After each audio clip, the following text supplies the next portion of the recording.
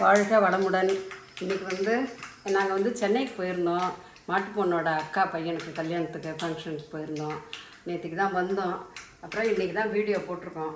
இங்கே night tiffin chapati பண்ணலான்ட்டு உருளைக்கிழங்கு மசாலா பண்ணுவோன்ட்டு உருளைக்கிழங்கு வேக வச்சு உரித்து வச்சுருக்கேன்.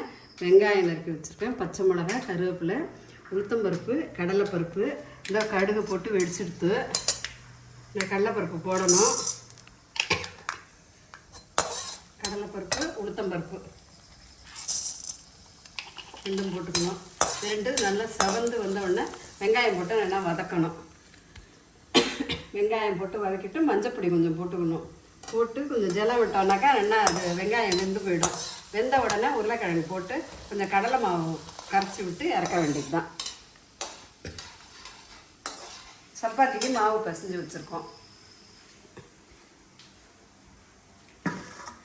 சப்பாத்திக்கு இந்த மாவு பிசைஞ்சு வச்சுருக்கோம். சாஃப்டாக இருக்குது மாவு பிசைஞ்சு வச்சுருக்கோம். உங்கள் இடத்துல என்ன டிஃபனுங்கிறத கமெண்ட் பண்ணுங்கள். எங்கள் சேனலுக்கு சப்ஸ்கிரைப் பண்ணுங்கள். எங்கள் சேனல் ஃபுல்லாக பாருங்கள் எங்கள் வீடியோவை.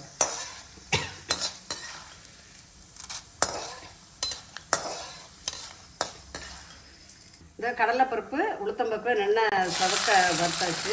இதில் வெங்காயம், பச்சை மிளகாய், கருவேப்பிலை போட்டு நல்லா வதக்கணும். நல்லா வதக்கினதுக்கப்புறமா மஞ்சப்பொடி போட்டு கொஞ்சம் ஜலம் விடணும். இந்த மஞ்சப்பொடியும் போட்டுருவோம்.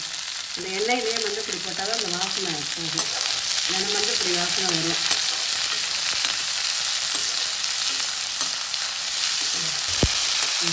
இந்த வெங்காயத்தை போட்டு நல்லா வதக்கணும். நல்லா வதங்கின உடனே இந்த ஜலம் எடுத்து வச்சுட்டு ஜலம் விடணும். விட்ட உடனே நல்லா வெங்காயம் வேகணும். வெந்ததுக்கப்புறமா அந்த உருளைக்கிழங்கு தூக்கி அதில் போடணும். இந்த உருளைக்கிழங்கு போட்டு நல்லா கலந்து விட்டுட்டு கொஞ்சம் கடலை மாவு கரைச்சி விடணும். கரைச்சி விட்டாக்க உருளைக்கிழங்கு மசாலா ரெடி.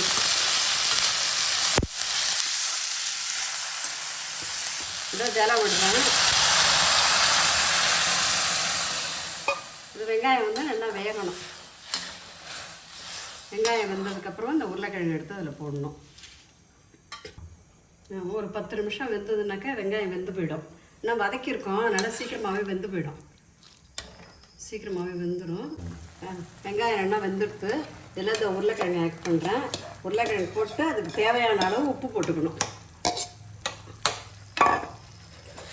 அதுக்கு தேவையான அளவு உப்பு போடுறேன். போட்டு நல்லா கலந்து விடணும்.